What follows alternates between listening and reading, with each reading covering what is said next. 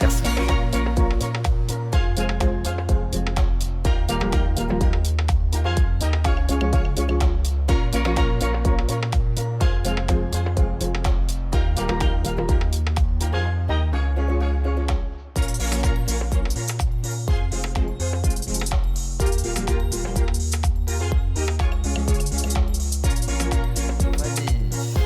Quelle joie.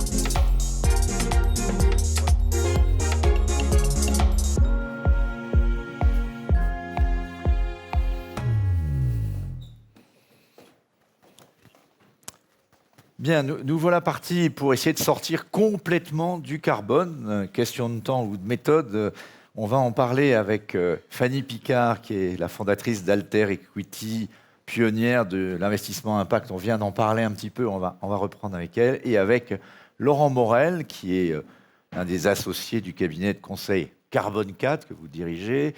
Vous dirigez Carbone 4 Finance aussi. Enfin, voilà, vous avez beaucoup travaillé dans ces questions-là. Vous avez également travaillé dans l'immobilier chez Clépierre, mais c'était dans une autre vie. En tout cas, ces questions vous passionnent. Vous avez autour de vous, pas très loin de la tribune, mais ça, je ne dirais pas où, une ribambelle de jeunes gens, ingénieurs passionnés. Et on va en parler avec vous sur ces méthodologies de Carbone 4 qui sont aujourd'hui en train de... Vous me disiez, c'est devenu un petit peu le bureau Francis Lefebvre de la décarbonation, mais vous allez nous expliquer ce que vous voulez dire. Peut-être pour commencer avec vous, Fanny, vous êtes déjà venue ici, donc merci de revenir. On en a un peu parlé en préparant cette émission. L'impact investing, c'est pas forcément une définition facile à connaître et à comprendre. Et vous êtes quand même l'une de celle peut-être, qui l'a installé en France. Alors, est-ce que vous pouvez nous raconter, mais vraiment en 2 minutes, avant qu'on rentre dans le vif du sujet, l'histoire de l'impact investing tel que vous l'avez vécu et ça date de 2007, ces années-là, au moment de la crise financière. Qu'est-ce qui se passe? Comment vous avez l'idée de lancer ça? Qu'est-ce qui se passe dans le monde de la finance pour que ce mot « impact » intervienne? C'est une longue histoire, mais si j'essaye de la résumer, ce que nous avons essayé de faire chez Alter Equity, c'est de trouver un nouveau modèle, un modèle qui permette de financer des entreprises... Près du micro, juste. Merci. Qui organisent, qui permettent la transition vers une société qui soit à la fois plus durable d'un point de vue écologique, plus inclusive, plus heureuse d'un point de vue social, tout en rémunérant le risque pris par nos souscripteurs et en s'inscrivant donc dans un capitalisme beaucoup plus responsable. Ce qui est intéressant, c'est que c'était une nouvelle méthode qui utilise l'économie pour soutenir l'intérêt général dans sa double dimension sociale et environnementale, et qui fonctionne parce qu'elle rémunère ses souscripteurs. Concrètement, ce que nous avons fait, nous, chez Alter Equity, c'est d'investir dans des entreprises utiles donc à la société, d'un point de vue social ou environnemental.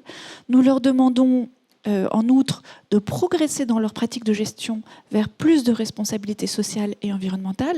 Et on a non seulement, et comme vous le rappeliez, été les premiers à parler de finance à impact en France et en Europe, mais aussi on a été les premiers, concrètement, on a été les premiers à nous intéresser à la fois à des enjeux sociaux et environnementaux et à nous intéresser à la fois à l'échelle des activités de l'entreprise et de ses pratiques de gestion. Et le tout, donc, en recherchant un rendement financier pour nos souscripteurs. Puisque vous posez la question de l'histoire, à l'époque, ça n'existait absolument pas. Il y avait la Fondation Rockefeller, un peu au même moment, qui réfléchissait à ça. Je ne sais pas qui a la paternité, si j'ose dire. Alors, la Fondation Rockefeller, à ma connaissance, a travaillé sur ces sujets et abouti au concept d'impact. Alors, je ne suis pas une grande spécialiste de l'histoire économique américaine, mais dans les années 2010-2011, donc un petit peu plus tard. Mais disons, 3 ans dans l'échelle du temps, ça n'est pas grand-chose. Donc on peut dire globalement que les processus ont été parallèles. Mais en tout cas, nous, on a été les premiers praticiens à définir ce modèle, à notre connaissance, en France et en Europe. Et si on fait aujourd'hui, donc on regarde, on essaie de déconstruire tout ce qu'on s'est dit depuis tout à l'heure, parce que beaucoup de choses ont été dites, on s'est finalement posé la question, et c'est peut-être là-dessus que je vais vous lancer, Fanny, pour commencer. Qu'est-ce qui marche dans ce qu'on a produit? On a vu qu'il y a pas mal de choses, peut-être parfois pour le public un peu confus et complexe. Qu'est-ce qui marche? Et puis qu'est-ce qui ne marche pas dans ce qu'on est en train d'essayer de faire pour aller dans la direction qui a été décrite déjà maintes fois? Je crois qu'il y a des sujets sur lesquels on travaille beaucoup et sur lesquels on a beaucoup progressé, même s'il reste pour l'essentiel très largement imparfait. Et puis des sujets sur lesquels, effectivement, il faut qu'on travaille beaucoup plus. La Commission européenne a lancé ce travail sur la taxonomie qui a vocation à définir ce que sont des activités durables d'un point de vue environnemental et responsables d'un point de vue social. Et les entreprises françaises vont devoir, en 2023, reporter sur la question de savoir, enfin les entreprises de plus de 500 salariés, sur la question de savoir si leur activité... Dans les comptes 2023. Oui. S'inscrit ou non dans la taxonomie européenne. Le problème, c'est que les cahiers des charges de la mise en œuvre des 6 objectifs définis par la taxonomie européenne n'ont été déployés que sur 2 des 6 objectifs et qu'ils sont extrêmement compliqués en fait pour les opérateurs. Donc c'est à peu près aussi lourd que le code du travail. Pour les il ne suffit pas de savoir que vous avez lancé une centrale hydroélectrique ou une centrale photovoltaïque pour considérer que vous vous inscrivez dans la taxonomie européenne. Il faut qu'elle réponde à un certain nombre de conditions, ou en tout cas à une des conditions posées par les cahiers des charges. Et il faut le faire activité par activité pour les groupes qui ont plusieurs activités. C'est éminemment compliqué. Mais enfin, s'attaquer à ce sujet de la définition des activités, on va dire, vertueuses, c'était très ambitieux, il fallait le faire. C'est formidable que la Commission européenne ait lancé ce chantier. Donc ça, je dirais que c'est plutôt une bonne chose. Ce qui marche bien, c'est plutôt le cadre réglementaire, quoi, finalement. C'est ça que vous dites, qui a été posé. Voilà, ce qui est formidable, c'est qu'il y ait cette trajectoire de définition d'une activité vertueuse, même si le chemin est très très compliqué et n'est pas fini. Mais ça va assez loin. Par exemple, AXA Climate, qui est un département du groupe AXA, a posé la question à 15 fonds à impact de savoir quels étaient leurs objectifs en termes de taxonomie. Et bien sur les 15, il y en a 14 pour lesquels la réponse est 0. C'est-à-dire comme la taxonomie est extrêmement difficile à interpréter et qu'elle n'est pas finalisée, et bien pour ne pas prendre de risques, ils préfèrent dire qu'ils sont à 0 compliant avec la taxonomie, alors que leur finalité, leur raison d'être, c'est de soutenir des entreprises vertueuses. Donc vous voyez à quel point, pour le moment, ça ne fonctionne pas encore.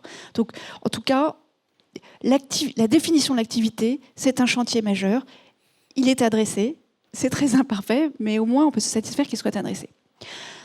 Ensuite, il y a la question de la définition des pratiques de gestion responsable. Aujourd'hui, il n'y a pas de standard communément admis de ce qu'est une pratique de gestion responsable.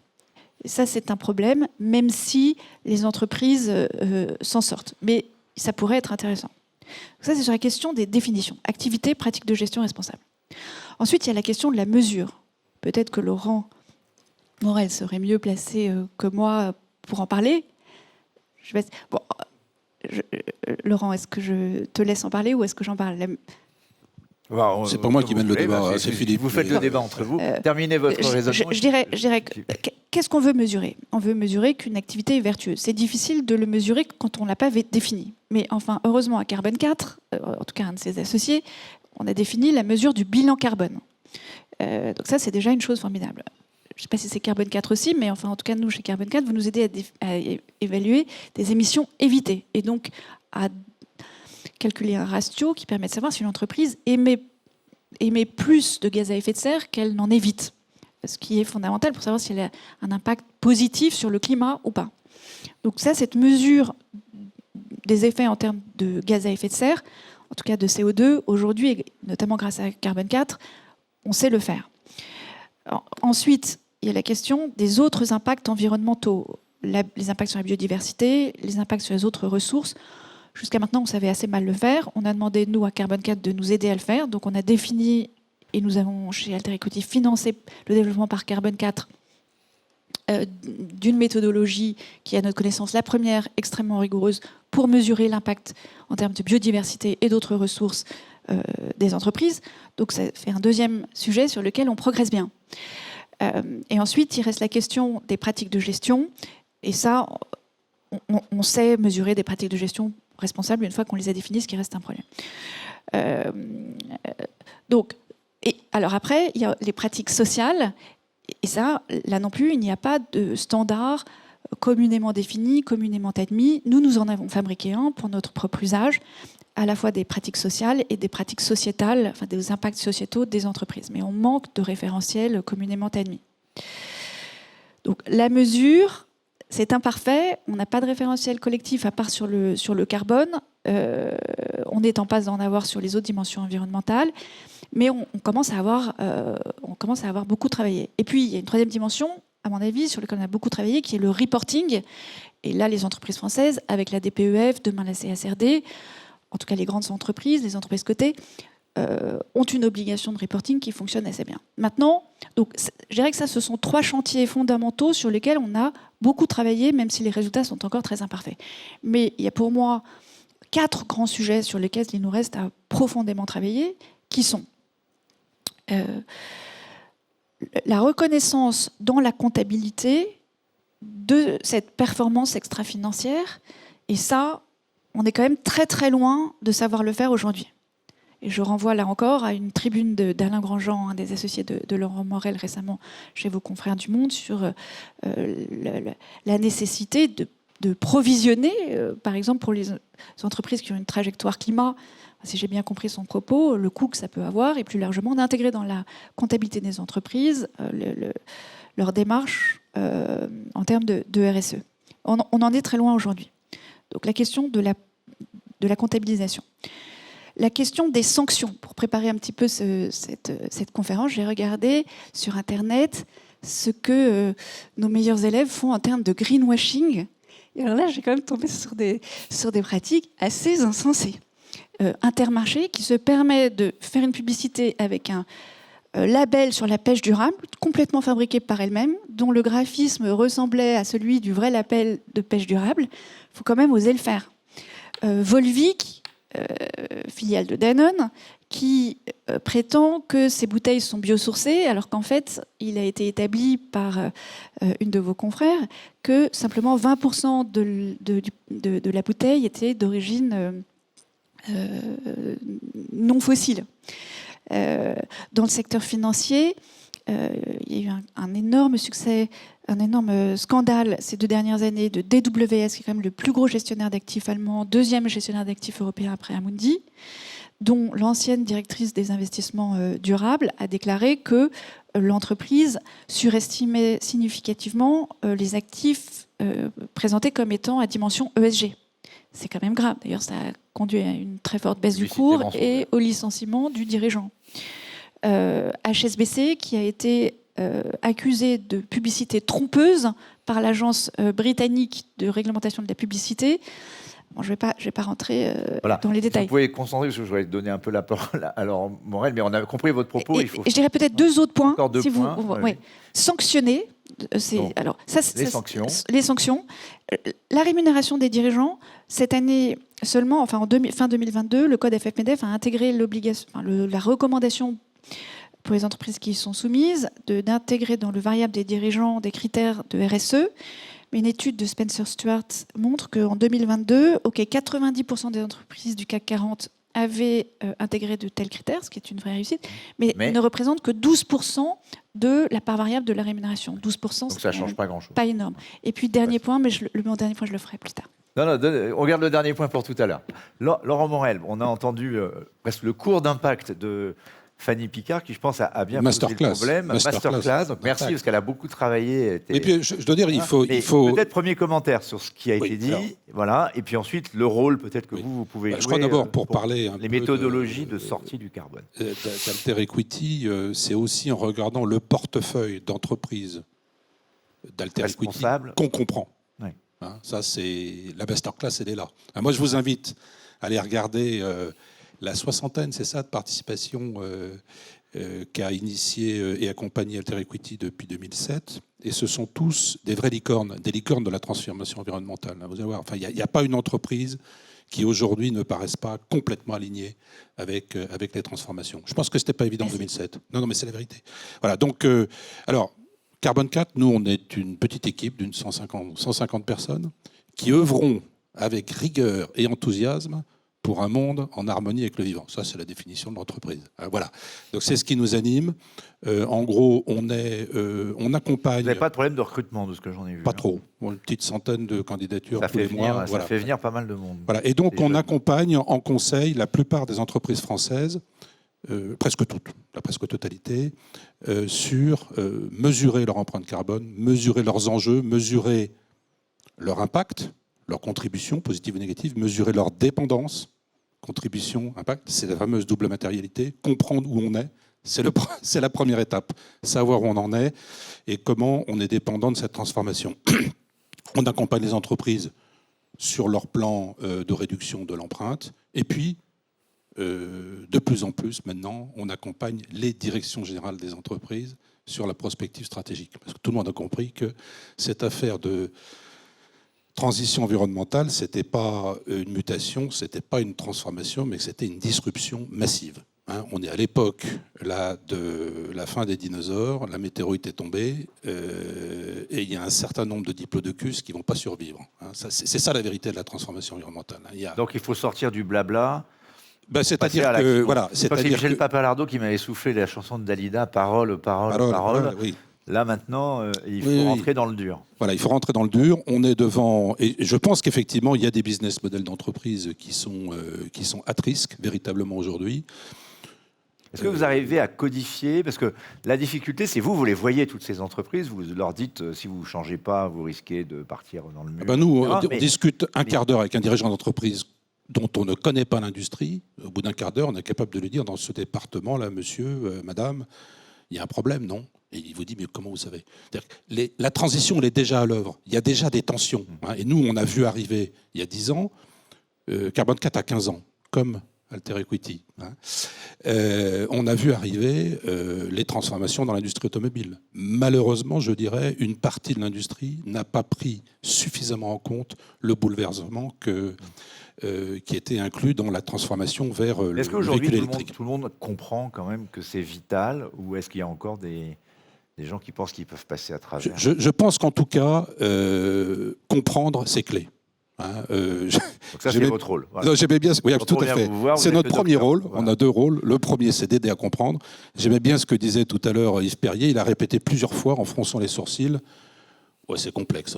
Alors, venant de lui. Non, mais objectivement, c'est complexe. C'est formidable. Cette reconnaissance par ce leader de l'industrie financière française que, voilà, depuis qu'il s'en occupe, on sent, il dit c'est pas simple. Alors, ça invite tout le monde à y consacrer le temps, l'énergie, l'argent nécessaire pour comprendre. Si on dépensait 1/1000e de ce qu'on dépense en compta classique dans la compta carbone, je peux vous assurer qu'on ferait des progrès considérables. Donc, voilà. Et donc, il faut comprendre. Il faut comprendre pour comprendre où on est, de qui on dépend, de quel cycle on dépend et où sont nos impacts. Voilà.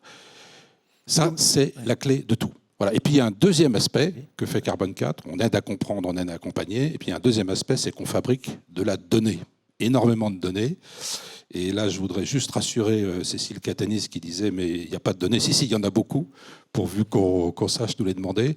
Des données qui vont en quelque sorte aider, dans la plupart des cas, à donner un ordre de mérite aux solutions. C'est-à-dire que dans chaque secteur, eh bien, il y a des objets qui sont plus méritants que d'autres, qui accompagnent plus la transformation que d'autres. Dans le bâtiment, il y a des modes constructifs qui sont plus vertueux que d'autres. Par exemple, mais pas que.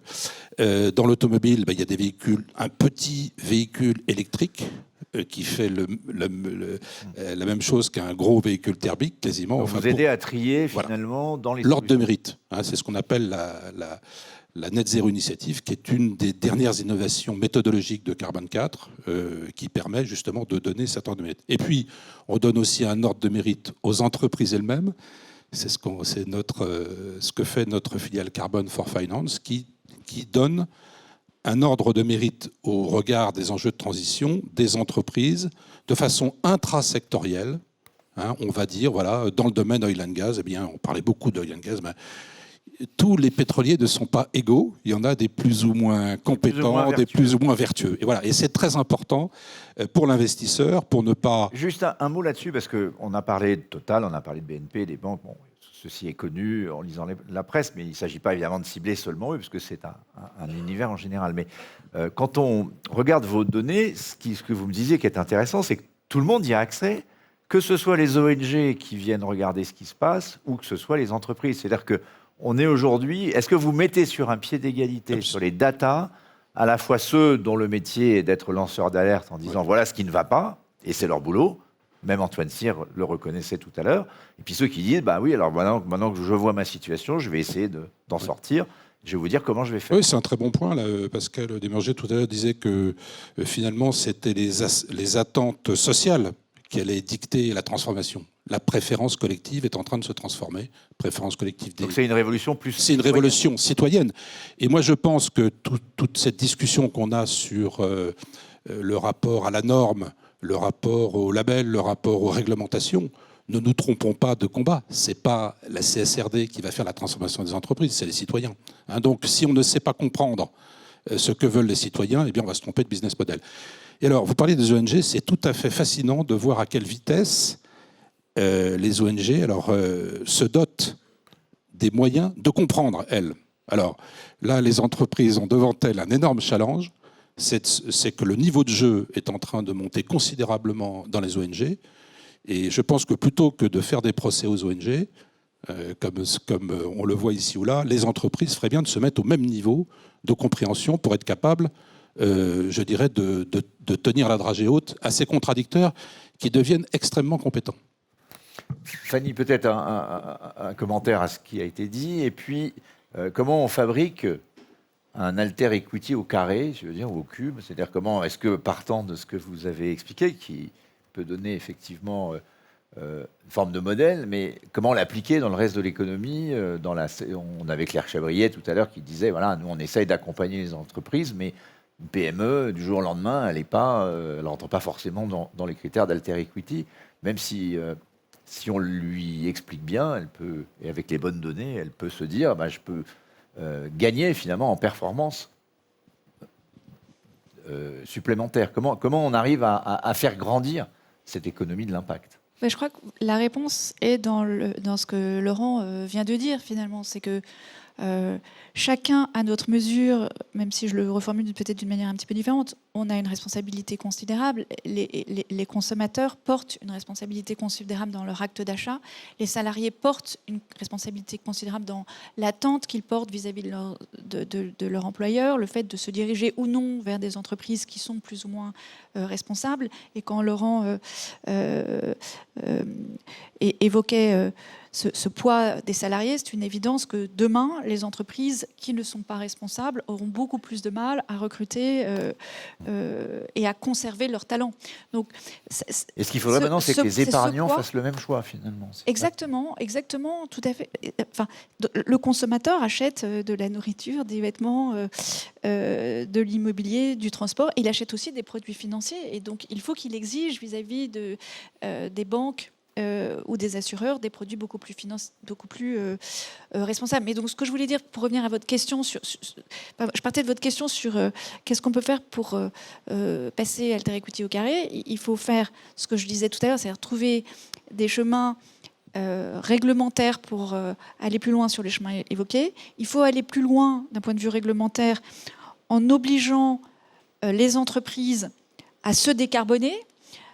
Ce que je veux dire, c'est que si on prend par exemple les constructeurs automobiles, ils n'ont pas investi massivement dans les voitures électriques ou d'autres voitures non thermiques avant que l'Union européenne adopte... Mettre en place la réglementation, l'horizon 2035. L'horizon 2035, à partir duquel ils n'auront plus le droit de commercialiser des véhicules thermiques. Donc il y a une responsabilité imminente du politique. Donc là où je veux en venir, c'est il faut réglementer beaucoup plus, il faut réglementer sur les aspects qu'on a évoqués, c'est-à-dire de définition, de mesures, de reporting, mais aussi et surtout sur le fondamental.